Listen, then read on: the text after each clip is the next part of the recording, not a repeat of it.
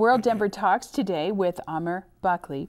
Amr is a member of a delegation of international visitors that are visiting Denver. And back in Egypt, where he is from, he is the head of the Cairo Liberal Forum. And what is the role of the Liberal Forum, the Cairo Liberal Forum? What does your group do? We're still a small group. We started our organization 3 years ago to work on spreading liberal values and human rights and individualism and the free market, because we believe that Egypt is still a state, very central and totalitarian state. So we believe that we need to liberalize more our society, and we believe that a lot of Egyptians, maybe they believe in the liberal ideas, but they don't know, and they need someone to, not learning them, but maybe pointing them to some way or giving some help to know that you are liberal. Education at home and some outreach. We believe in civil education as a way to separating our ideas. So we started maybe 2 projects. One of them stopped after the revolution, for sure, because of unstable situation in Egypt. So, and we have another project, but we're still planning to do this project in the future about translating books and publishing some newsletter about the liberal ideas and how we can deal with the Egyptian challenges with the liberal views. And do you feel you have the freedom to do that, to make those publications and to do that education? Yeah, I think in Egypt you have the right and you have a freedom to say anything, but at the same time it's too hard to organize. That's the issue. And we have a good relation with many liberal parties in Egypt. So sometimes we organize some workshops, seminars, round tables, talk about our ideas. Were you personally involved in the protests in Tahrir Square 2 years ago? I think I was very lucky in these days because I didn't get any, I didn't injured from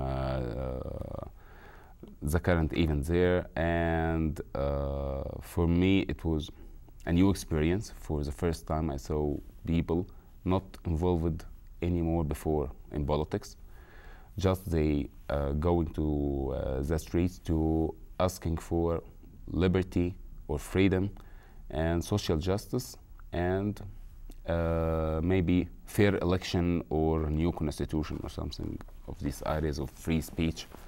So they are going for values in these 18 days, and they were believe that the revolution, it will be a good way to achieve what they want to do. But the problem, there is no real vision about the future, so they were thinking only about removing Mubarak. And what's going after Mubarak, they did not think a lot about. For me, in the 18 days, it was great, especially that the people who's more involved in these protests and activities coming from the middle class and from the lower class, and they have the same demands. So it was great for the first time that people are going for liberty or freedom as the first demand. They say حرية. حرية in Arabic means freedom. عدالة اجتماعية means social justice. So when people put freedom, for me, that's for me, when they put freedom before social justice, I think it's a very important thing. And it brought Egyptians together from different classes, you're saying, right? From different classes, from different religion, from different point of views in politics. Some of them was liberal, some of them was left-wing, some of them was Islamist, liberal, conservative. Many kind of Egyptian was involved in these activities. Were the results of the first election what you expected? I think the people choose the Islamists for the first time to try them. Because they had been there. Yeah, for a they long got the time. experience. So I think the people now got the experience. Because of that, if you monitor the number of votes which the Muslim Brotherhood get in the first election, they got, the Islamists at all got about 18 million votes. Then in the presidential election, they got only 12 million votes or 13 million votes. So they lost 5 million votes. Voting for on a new constitution, right. made by the Muslim Brotherhood, they got only 9 million votes. What do you make of President Morsi's struggles to form a coalition government right now? You know, his last government is mixing between old NDP people and Muslim Brotherhood. There is no one coming from the other opposition forces. And most of his statements come in English first, then we got an Arabic version. So it's very strange for me. Can you represent the views of the future of Egypt as seen by young people?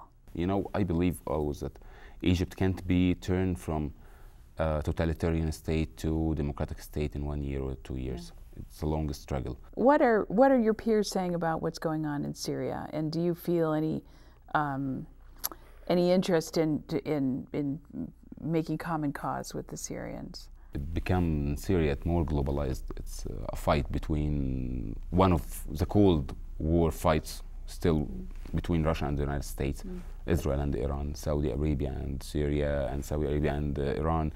So it's very complicated, and Syria is a very important state in Middle East because I think it's the state which have many borders with Syria, with Iraq, Jordan, Lebanon, Israel, Saudi Arabia, and Turkey. So it's very complicated situation.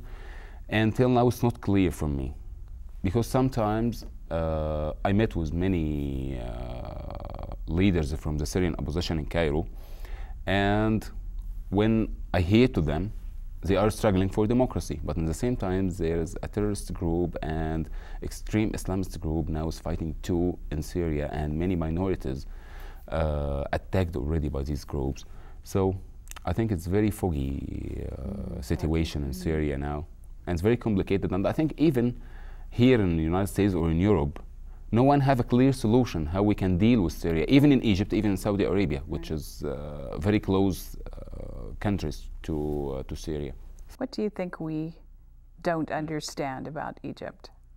There is a new agenda for the American foreign policy, especially towards the Middle East.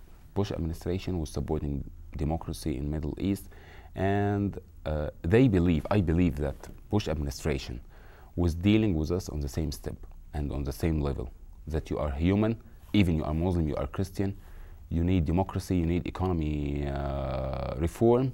So we need to share and cooperate to create that in Middle East. Because this administration think more about interest and stability, not democracy, not interest in democracy. So the Arab Spring is coming, it came already, and now they deal by the same way, the same strategy, that we need to keep stability, and so we are ready to deal with the Muslim Brotherhood, the most extremist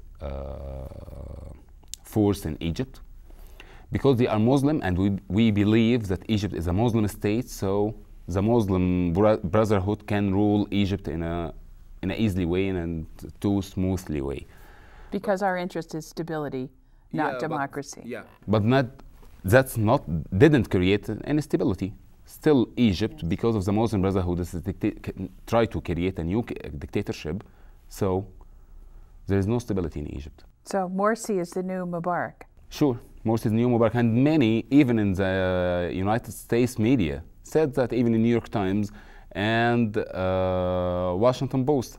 And in the election days, we was always commented about. For me, I will give you an example. The editorial of New York Times after Morsi elected, it was horrible. I believe that one of the Muslim Brotherhood who wrote this editorial. Today, they started to comment about what's Morsi do, and they started to describe him as a new Mubarak. So I believe the administration need to rethink about how they can deal with Egypt, because the Muslim Brotherhood will never keep stability when they still think about creating a new Mubarak or a new dictatorship under the name of Islam. Well, thank you very much for being with us, Amr, and good luck in all of your work back in Cairo. Thank you.